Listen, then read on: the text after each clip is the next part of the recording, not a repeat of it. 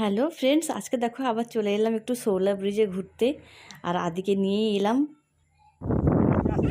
আস্তে পড়ে যাবে তুমি বাবা। মাম্মা কোথায় যাচ্ছ তুমি বাবা? ওখানে কি আছে বাবা? ফুল ফুল ফুল আছে, ফুল।